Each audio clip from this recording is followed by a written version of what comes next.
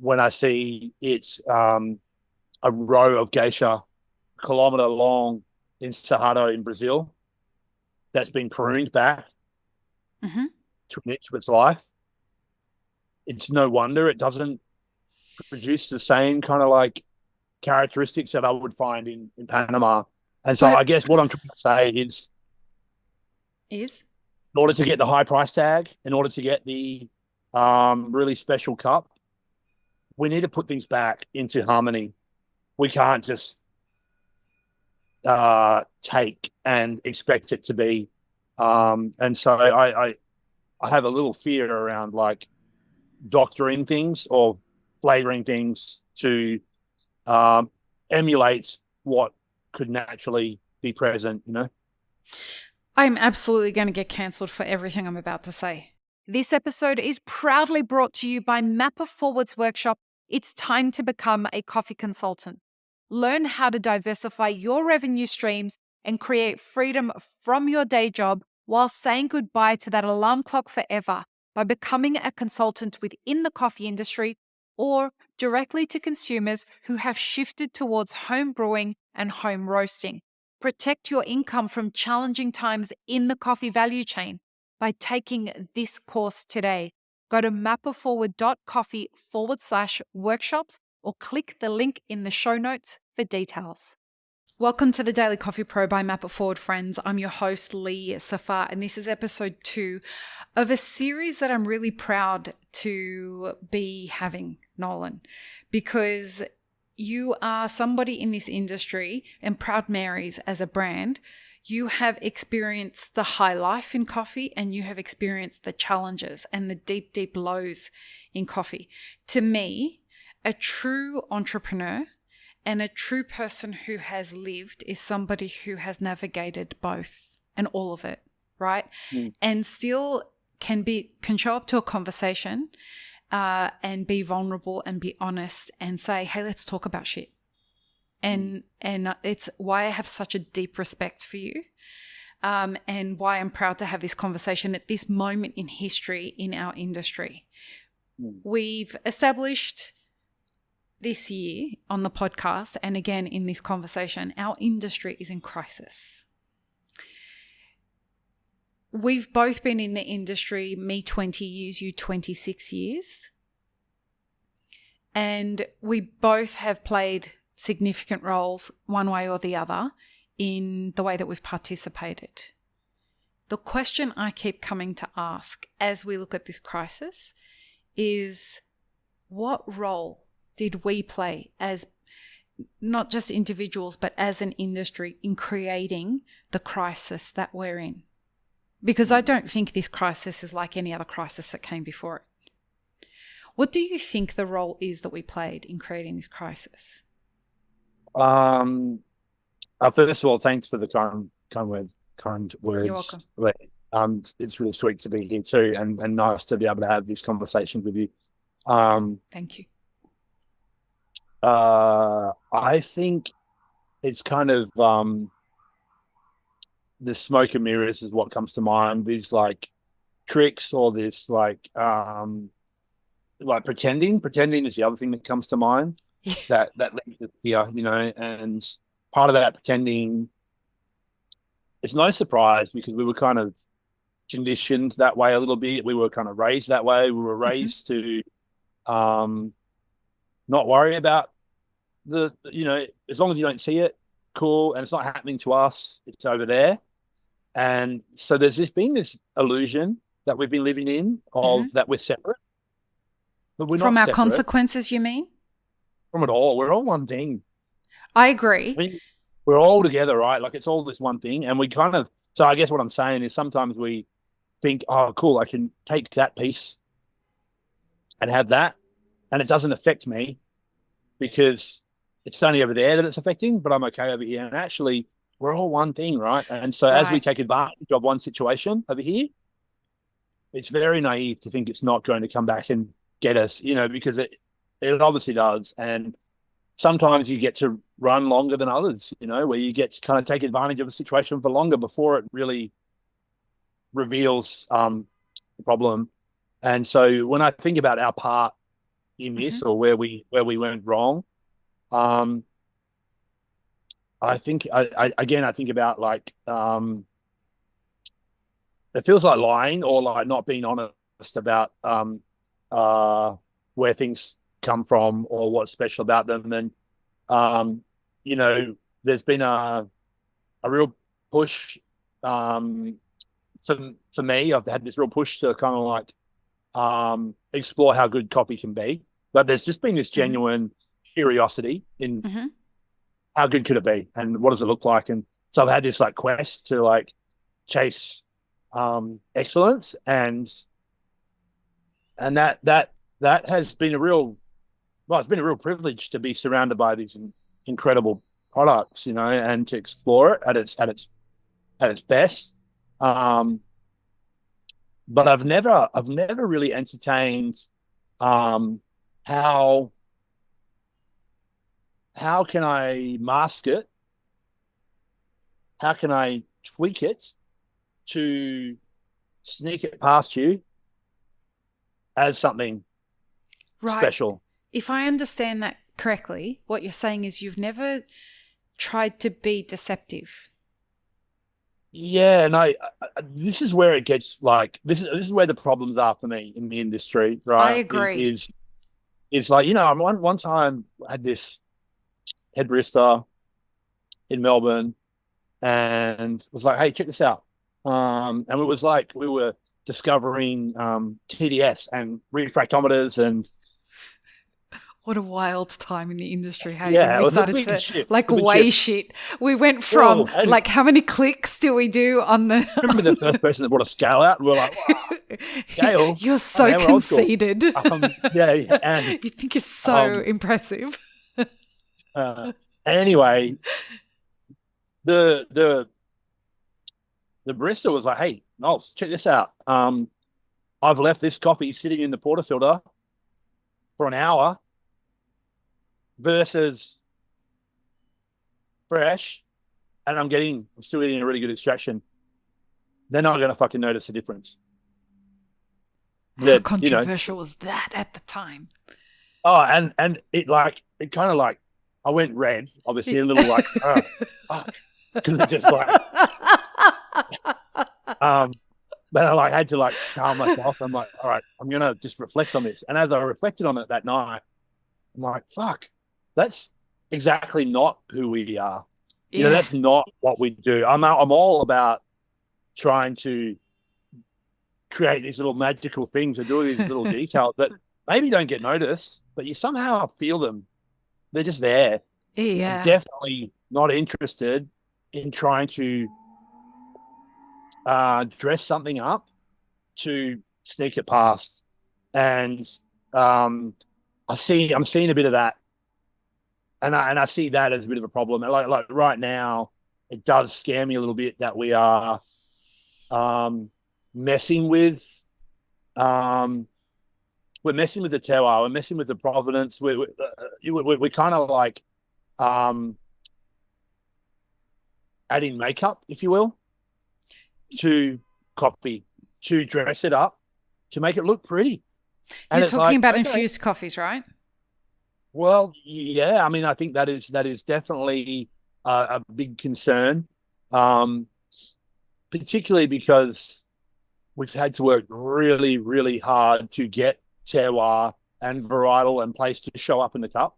Hmm. It hasn't just come easily, and I do think there's an important piece here that I'll get to, but that is where I would say when you're like, hey, where do you think we went wrong? Um, I think we kind of whenever you just think about the money, whenever you just think about, you know, you don't think about your impact on things. Um, it's a slippery slope, and unfortunately, it'll always be there. Like it's always going to be part of how we do things. You know, like I would say the same about plastic. We need to just fucking ban it. You can't expect all of us individually to stop using it. Even just fucking get rid of it. There are Hmm. other things that we can use, and actually, it should be a resource that we save and Yeah. keep and reuse. Um, but there'll always be this like cheaper product. There'll always be this kind of like an opportunity to sell a cheaper product. There'll always be someone that's willing to buy a cheaper product because there's so much squeeze. But understanding the impact of that decision is super important. And as a consumer, helping them understand, oh, you don't give a fuck? You sure? You don't give a fuck about all of that that's happening right now, and that's what you're supporting? Or pay a little bit more and feel good about what we're consuming. And again, we're all one thing. Mm-hmm. And I'm living in the US. If I don't pay attention to what I go and consume, I'm going to get real unhealthy real quick. This is a big country with a lot of people. I can get my hands on some really, really beautiful products here. But sure as shit, I'm going to pay for it. I'm going to pay through the nose for it. Yeah. And you know what? My health is worth that. So fuck, if I can afford to, I'm going to make sure I eat well. Right. I got to push back on a couple of that stuff because and when I push back on it, it's not because I'm being argumentative. It's because I'm trying to understand this shit for myself, right? Mm-hmm. A lot of what we're talking about is a position of privilege that we can come from, right? Mm-hmm. This infused coffees thing really does my fucking head in. Why? Cool. And the reason it does my fucking head in is because I can steel man both sides. I can steel man both sides. So steel manning is when you take the opposition's kind of argument and you make their case for them. Mm. So I can make the case for and against infused coffees, depending on the perspective that I can come from, right? And a lot of that has to do with privilege. What I mean by that is today or yesterday, there was the announcement from Best of Panama about this situation. Yep. Right. I was just there. Yeah. And if you don't know what I'm talking about, go look up on the Best of Panama Instagram page. There was an announcement about banning infused coffees from the competition. Okay. Yeah. Now, if we're starting to put this out there that infused coffees or co-fermented coffees are banned from competitions, what we're saying is that the people who have done this other stuff to cultivate their terroir are the ones who qualify to win the big bucks in these competitions. Mm-hmm. It's not for me to decide whether that's the right way to go about it or not. So I can make that argument and say, I can understand why that's the benchmark of a competition, and that's why we should do that, because we are trying to demonstrate what the coffee should taste like. Sure. Now, the other side of... Go ahead. No. There's a unique provenance in terroir, and particularly for Panama geisha, it is like champagne, truffle. It has a really unique profile that 100%. Does not need lipstick. It doesn't need lipstick. No. But the other side of that is we have these co-fermented coffees, or infused coffees as some people call them, that the market really fucking loves. Yeah. All over the world. Sure. And we have specific certain groups of people in our industry who are demonizing the producers who are selling these coffees. Right. And I can't get behind that. Sure. And the reason I can't get behind that is because who the fuck is anybody to tell anyone else how to make a go of building a business when, in fact, the people who are demonizing the other people for doing it are also hijacking the narrative of an industry to tell an industry what they should like and what they shouldn't like. And I can't get behind any of it. There needs to be a little bit of patience with this, because I would also one thing I know to be true for coffee is the moment you think you know something, it's the same moment that someone proves you fucking wrong. Yeah, it keeps moving around. And so we need to be a little flexible, right? Mm-hmm. And so we do I'll need to allow this experimentation and this process. And for sure, there will be a home and a place for it. I think what's important is it's transparent and we're honest about it. It's no differently to saying, well, Starbucks is the biggest coffee company in the world, right? And they own the market share. And majority of their drinks are flavored. With sugars. Vast majority. And right? with milk. With like hazelnut, vanilla, whatever's with cream. It's a milkshake. It's Right. not really, it's not even really what it, you're not tasting terroir at that point. At all. But it's very popular. I mean, what scares me a little, I saw an article recently about a $20 cup of coffee. Mm-hmm. That was an amazing experience. It was an infused coffee. I need a minute on where I sit there, you know, because I understand we reward in a competition format, and pay a high price for nature, pay a high price for like how good things can be. And I want to make this point. This to me is really important, right? Like we're talking about where we went wrong, Mm-hmm. the crisis, El Salvador for a second. El Salvador, only 11% of El Salvador as a country left. 11% is forested. 7% is coffee. Now, coffee has a story to tell. Coffee has a part to play in the solution. Mm-hmm. And when you look at the most expensive one, the coffee on the planet, yes, Panama Geisha, by a long shot, not even close, by a long shot, right? It's really well regarded as something very unique in profile. Why is it so good? What makes it so special? What works about it for Panama?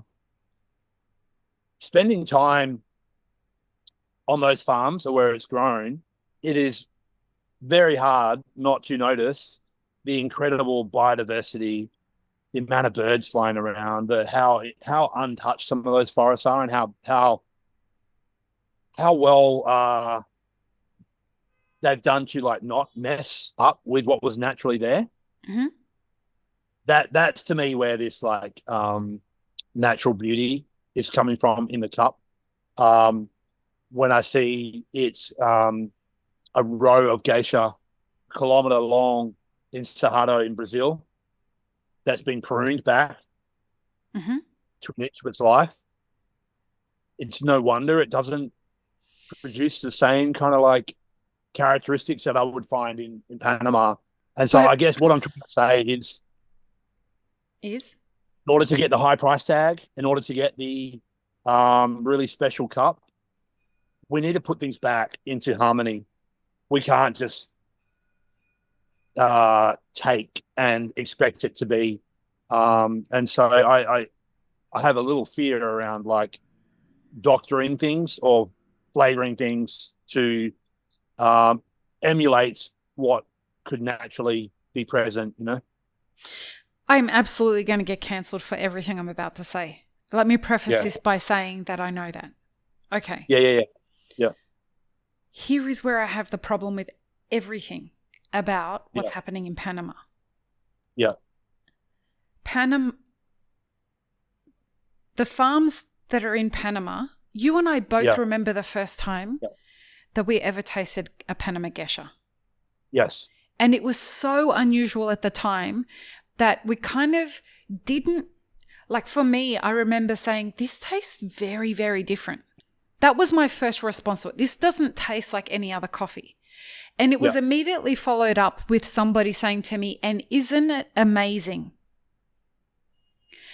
And that set the tone for how Panama unfolded in the kaleidoscope of origins in our industry. You had people who were very focused on marketing and very focused on sales from Panama with a strategy going around to countries. And it was the first time it was being done where people were going on these sales tours and they were telling you what to think of the coffee.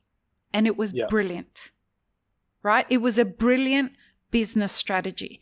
And the people who own those farms, and a lot of them, I love these people, right? They're wonderful, wonderful people. But we can't ignore the fact that a lot of these farms are owned by very wealthy people who have the privilege of being able to maintain the biodiversity and to have these places, right?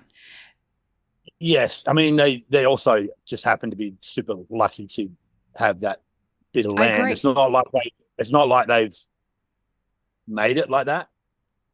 That the land was naturally untouched like that. Correct. Yeah. But they had. So let's take a look at that exact same thing in the origin, the birthplace of coffee, which is Ethiopia, that had even better biodiversity and even better nutrients and even better, like it is where coffee has the biggest biodiversity in the different varietals, right? They didn't have the privilege as people to be able to maintain the forests because they had to cut them down to grow eucalyptus because they weren't getting paid. Why? Yes. Because they didn't have the ability to organize and go and travel and do these sales tours the same way that the folks in Panama did. And this is no disrespect to the folks in Panama. I love you all, and you know that. But this is an important conversation. No, it's a really good point. And I mean, I like 1,000% agree and hear that. And I think what I would say though is that it doesn't mean it's a bad thing in my mind. I do think it's a positive to show a path. And while the others don't have the privilege to fucking fly around and promote themselves in the same way, guess what? There is a way. And there is, to me, I guess like I keep coming back to more the fact that we need to value things, you know, for what they truly are and put correct value on how special coffee is in the first place. And so Couldn't agree more. Heirloom, like, you know, it's such a special thing. And the fact that eucalyptus is worth more than it for them, that's fucked. That's why we're sitting here going, hey, wouldn't it be cool if you could grow more coffee in the fucking motherland of coffee? Wouldn't that be cool if that was sustainable for you? If that created opportunities for your children and generations to come? That'd be awesome. And I know that as consumers, we would freaking love that. We would love as consumers to be able to drink this incredible nectar from the gods of, like, you know, the motherland of coffee. And so the world's getting smaller. Technology is getting better. We do have more and more opportunities to connect these people to us and to the consumer. Yeah. And so it's like, I think Panama got the jump on everyone for sure on like how to go out there and claim something. But there is incredible coffee in Ethiopia. There's incredible coffee. I just had an amazing coffee from Ecuador. Mm-hmm. And it's the same seed stock. And it's the seed stock that is really, really special. There's particularly some seed stock out there, champion seed stock. It almost doesn't really matter where you grow. It's going to be amazing. It'll be different. It'll show up differently to the terroir and the environment. And ultimately, I guess what I'm trying to say is if we take care of the planet and we do live in this a more sustainable way, it will reward in the products around it. It's complex, right? And that's my point. Very complex. Yeah. When we're looking at a crisis, and we're really at the precipice of it, I don't think that we've really started seeing what's going to be the long-term ramifications of this crisis. Certainly, we are starting to become aware of parts of the crisis that we will never be able to wind back, like what's happening in Ethiopia, like what's starting to happen in Brazil. There are people who have already replaced these coffee trees with eucalyptus. It is a 10-year process, 15-year process to undo the fucking of what's happened to the soil once you put eucalyptus in there, right? The answer to that, Lee, is definitely not like, well, how cheap can I get it? Can you get me a good deal? Oh, we haven't even touched on that, right? Oh, no, like, cause fuck, like, how's that helping anyone? Um, that is why that is why they're walking, and that is why they're like, screw you guys. I'm like, I'm over this. Um, and so, like, I mean, I think Cup of Excellence needs to be kind of like acknowledged in this like conversation 100%. as a organization that has changed the industry as we know it, and really like gave us all these incredible opportunities of discovering special people, special coffees, Right. producers. And I mean, seeing Ethiopia uh, competing for the first Yep. times within that competition, super exciting. And I'd like to think that there's some inspiration that can come from that. I just was I was in Austin Mm-hmm. uh 3 weeks ago, and I was at the cafe, and in walks three or four Ethiopian gentlemen and sat down at the table. And one of the staff came over to me and were like, "Hey Nolan, see those guys? One of them came third place, Cup of Excellence, Ethiopia." I'm like, "Shut the fuck up." Um, and so immediately I'm like, "Right, let's go." And he hadn't walked in by chance. He'd walked in like really wanting to kind of meet us and see what's going on. And it was so cool, the interaction, Lee, of like, "Hey, let me show you around my house. Let me Yeah. walk you through how much we love coffee." And I showed him what I'd done to the bar, how we stored coffee, how we made coffee, how we smell coffee, how we shared it with the consumer, the cards. Took him outside to the Rivian that was fully electric and kitted out to brew coffee anywhere. Nice.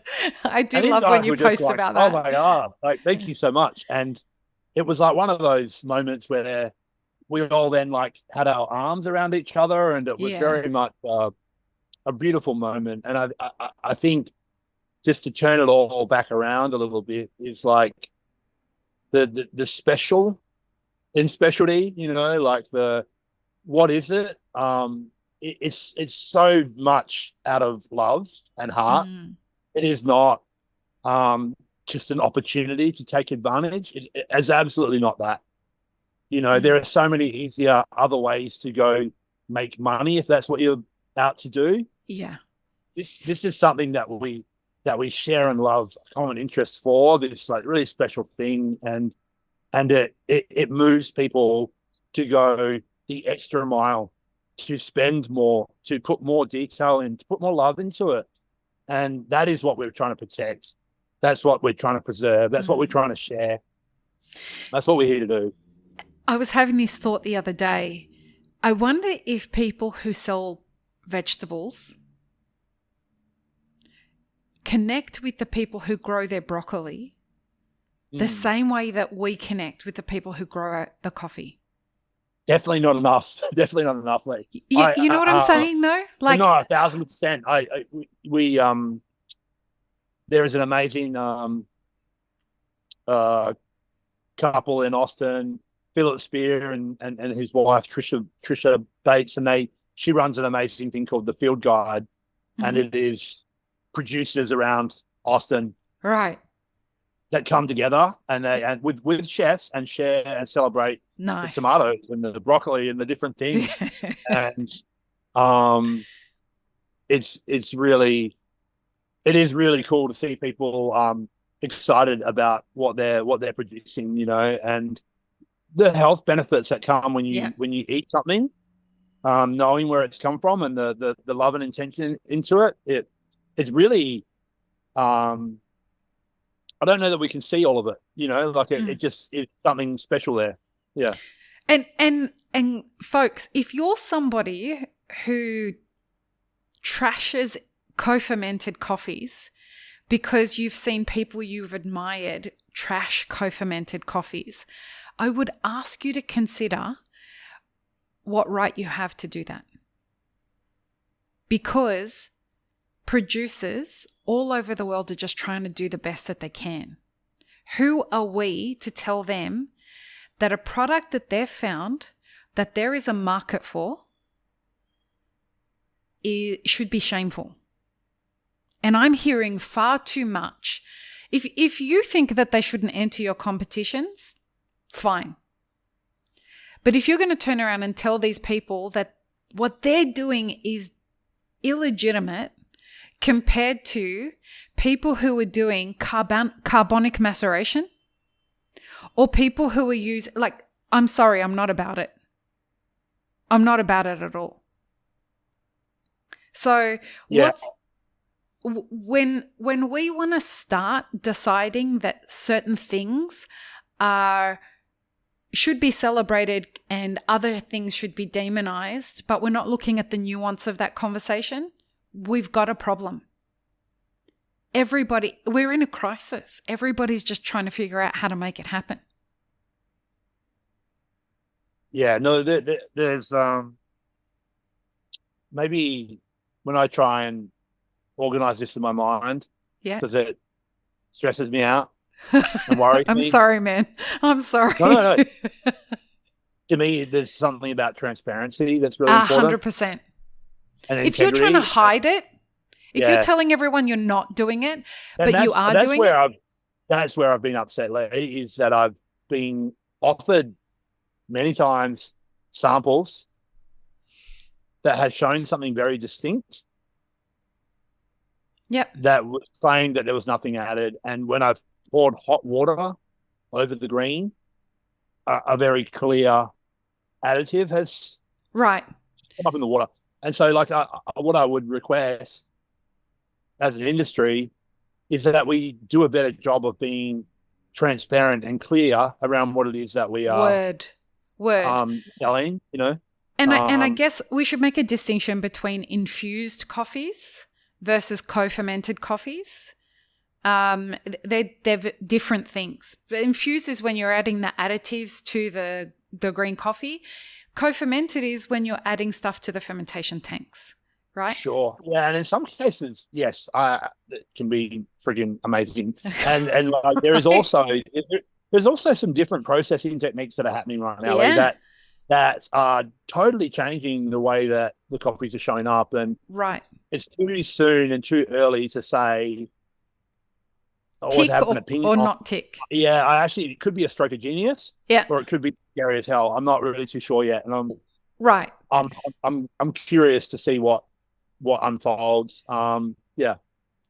So the next episode, folks, we're going to talk about how special is specialty coffee and how we're going to mix that in with like this idea of a crisis. And I think the industry has a real kind of challenge with understanding what this term specialty means today compared to, I think, of when it was first introduced in the 70s. So join us for the next episode. Peace, love, and peanut butter. Have an amazing rest of your day. I really hope you enjoyed this episode, friends. Please don't forget to show us some love by subscribing, liking, commenting, and most of all, sharing this podcast with your friends. Check the show notes for links, including our sponsors and our Patreon. And stay tuned for more great conversations on the Daily Coffee Pro by Map It Forward.